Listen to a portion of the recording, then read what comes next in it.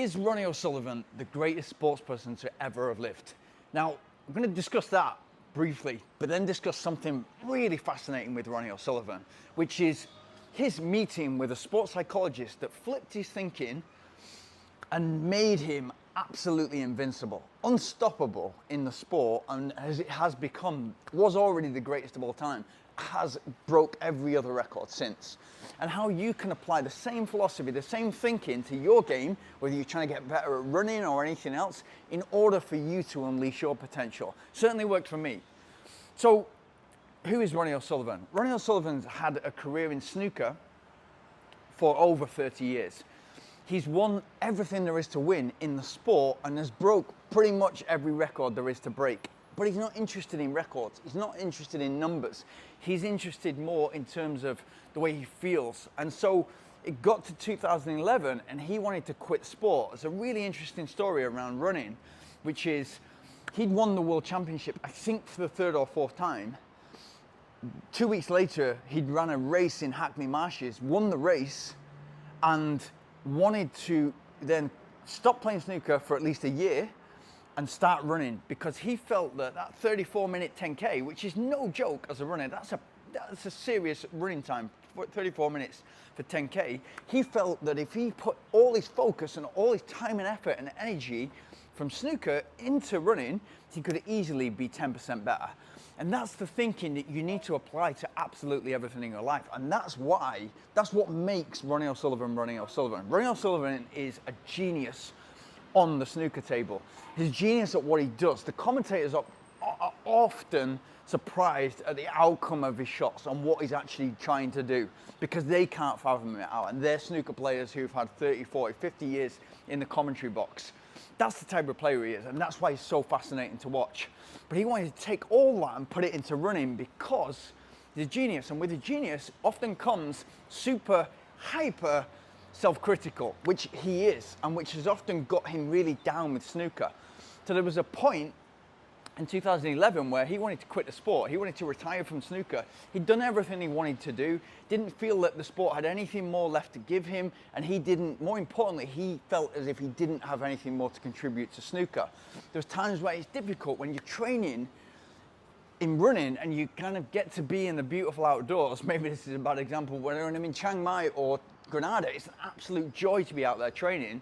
What about if that was in a snooker hall all day long for 3, 4, 5, 8 hours a day? Then it's a different type of motivation you need, and it's a different kind of surrounding, and it's giving you a different type of energy. He was fed up of that and wanted to retire. Now, Ronnie O'Sullivan is snooker. There's no doubt about that. He is snooker, and many fans will say that they only watch snooker when Ronnie O'Sullivan is playing. That's a fair comment. It's the same for me. Now, when you've got somebody who's that powerful in sports, a little bit like Conor McGregor in UFC, but to an even greater scale, then you have everybody, the owner of snooker, the brand, everybody wants Ronnie O'Sullivan to stay in snooker. So they tried everything, including sending him to a world-renowned sports psychologist, Steve Peters, who worked with Team Sky. And I think it was Dave Brailsford at Team Sky who recruited Steve Peters to get those marginal gains, which is another video completely.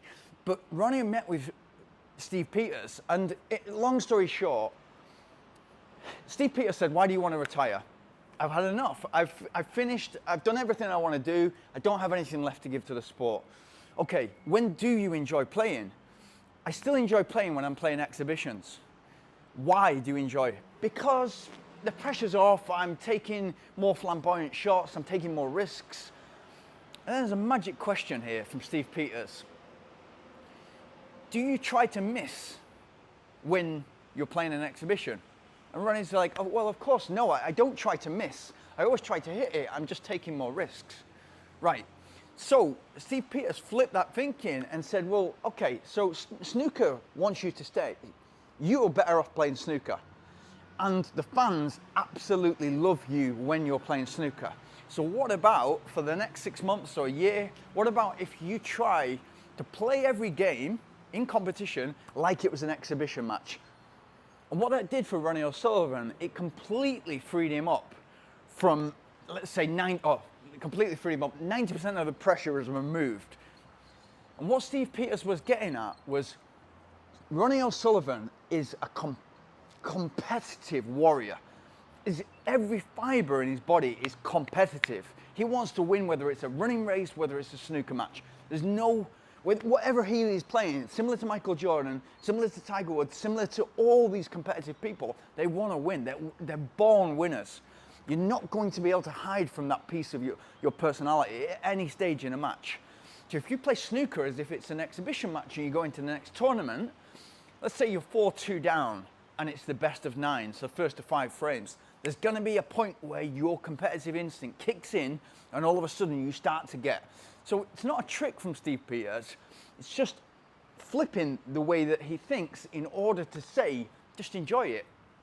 And guess what? That part of you that you cannot avoid, that competitive spirit, that desire to win, you cannot escape.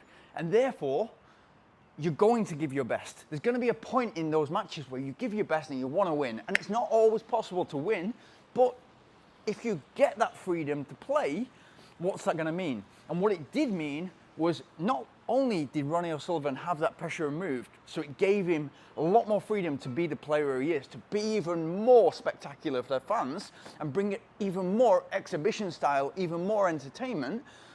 It also made him so much more happier in the sport and relieved all that pressure so that he could go into tournaments a lot more relaxed. If I win, I win. If I lose, I lose. But guess what? My competitive instinct is going to kick in at some point. And he's become, the stats are there, he's become even more successful since that meeting, and he's kept Steve Peters in his corner since 2011 than before. So we're leaving that, just flipping the switch and having a different type of thinking has made Ronnie O'Sullivan an even better snooker player, because he now has that freedom to think, I can do what I want. And so if you think that as a runner, or whatever you're trying to be good at, and I always say this, that think about your training is the hard part. You've invested that time, energy, and effort. Once you've done that, the race is the party. And if you can think like that the race is the celebration at the end of everything that you've done, that gives you so much freedom on race day. So much freedom to be like, yeah, I'm buzzing. Everybody's here. There's 50,000 people here at London Marathon, and I'm here trying to give my absolute best. And I know everything else is all the training is out of my control. All the training is already done. Now it's the party. Now it's the dance. Does that mean you're going to run in a different way? No, you're still going to keep, if it's a marathon, you're still going to keep the handbrake on for the first half.